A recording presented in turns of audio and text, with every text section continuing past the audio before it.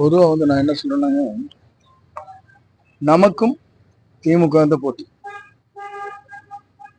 ஆனா இன்னைக்கு இருக்கிற சூழ்நிலைகள் திமுகவுக்கும் அண்ணா திமுக கூட்டு கொள்ளை.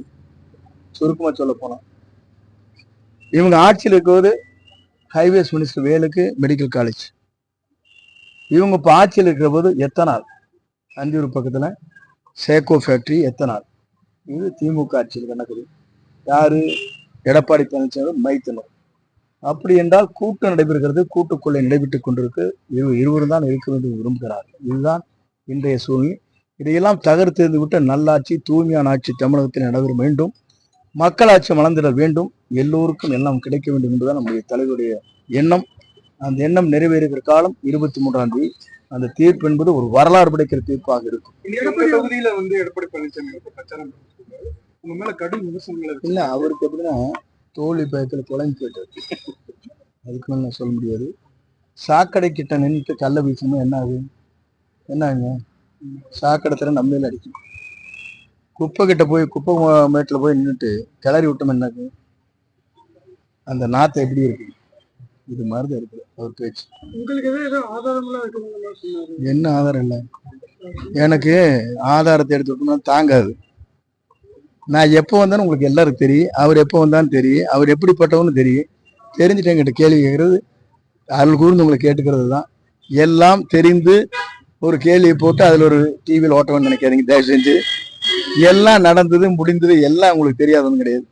79 என்னது, அதுக்கப்புறம் 89 யார் சீட்டு வாங்கி கொடுத்தா, அதுக்கப்புறம் என்னது 2009 அம்மா நீக்கினதுக்கு பிறகு எப்படி யார் கொண்டு வந்து சேர்த்துனாங்கிறதுல உங்களுக்கு தெரியும். நான் அதையெல்லாம் சொல்ல விரும்பல. இல்ல விரும்பல. இல்ல நீங்க இல்ல அப்படி இருக்கு. நான் அப்படி சொல்லி முத்துச்சாமி அங்கிருந்து மகிழ்ச்சியோட இருக்காரு. முத்துச்சாமி கூட பேசிட்டு தான் இருக்காரு, மகிழ்ச்சியா இருக்காரு. ஒண்ணு, என்னுடைய தொகுதியில இருக்கிற 2 முறை யாரு முனிசிபல் சேர்மன் யாரு? நம் பாரதியுடைய மனைவி. 2 முறை சேர்மன். 1 ரூபாய் செலவு பண்ணாரு. யார் உருவாக்குனா? 3 சேர்மன் நம்முடைய தொகுதியில யார் உருவாக்குனா? இவரோட போயிருக்காங்க பிரசிடண்ட் 3 பேர் இருப்போம். யார் உருவாக்குனா? இவரோட போயிருக்க நகர செயலர் யார் உருவாக்குனா? நான் தான் நகர செயலர் போட்டு அவரு தான் கொண்டு வந்து 13 பேர் கண்டிப்பா சேர்மன் ஆக முடியல. இதுதான் நிலை. ஆகவேதான் என்னுடைய நிலையை வெளிப்படுத்துகிறேன். இவரை போலலாம் வந்து எல்லாரும் ஏமாத்த மாட்டார். யார் 20 கோடி வச்சிருக்கான்னு கொண்டு வர சொன்னாரு. கடைசியில் ஒரு ஆளுக்கு சீட்டு கொடுத்தாரு. இது போன்ற ஏமாற்றத்தை செய்கிற அரசியல்வாதி நான் அல்ல. காலம் அதற்கு பதில் சொல்லும். இது போல ஏதாவது ரகசியங்கள் ஏதாவது இருக்கா? நிறைய ரகசியம் இருக்கு, சொல்ல முடியாது. இல்ல ரகசியம், அது பரம ரகசியம், வெளியே சொல்ல முடியாது. சிதம்பரம் ரகசியம். இல்ல கேளுங்க. இவர் எங்க ஓரம் கட்டாரு, அவர் வந்தாங்க. அம்மா எப்படி வச்சிருந்தா எனக்கு தெரியும். நீங்க பாத்திருக்கீங்க. 10 கேம்பெயின் நான் போனேன். அது சில காரணங்கள். இவனு தான் 2009 நீக்கி விட்டாங்க. அப்புறம் அதுக்கு என்ன பண்றது?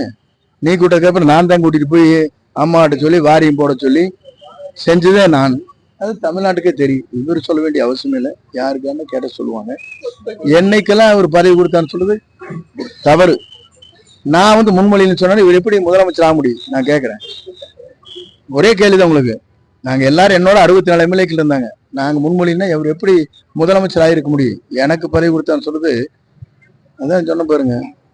தோல்வி பயத்தால் குழம்பி போயிருக்கிறார். என்ன சொல்வது என்று தெரியாமல் தடுமாறி கொண்டிருக்கார். இதுதான் நிலம்.